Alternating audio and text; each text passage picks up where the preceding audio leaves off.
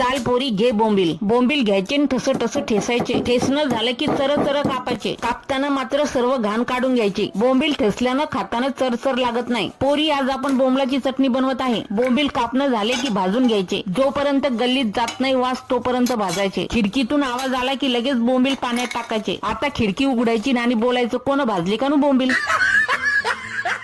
चाल आता घे 3 कांदे, 2 टमाटे, 3 मिरच्या. आता घ्या सारं चर कापून. 2 लसणाचे गोथडे घ्यायचे. ठस ठस ठेसायचे. आता कढईत टाक तेल. तेल तपलं की टाक लसूण. लसणाला रुसू दे, कांद्याला नटू दे. कांदा नटाच्या अगोदर टाक मीठ. कांद्याला नट म्हणा. कांदा नटला की टाका बोंबील. बोंबील टाकले करा इकडून काय तिकडून. आता टाका टमाटर, हळद, घाटी मसाला, मिरची पावडर. पोरी त्या घरी नसून घाटी मसाला तर गपचिप मिरची पावडर टाकायची. बोंबलाचा खाताना घाण वास येऊ नये म्हणून कोकम टाका. झाकण ठेवा आणि जोपर्यंत तेल सुटत नाही तोपर्यंत झाकण काढू नका. कोथिंबीर टाका, दन दन भाकरी थापा. चला आता ठोका एक लाईक. चला झाली बोंबलाची चटणी, घ्या खाऊन.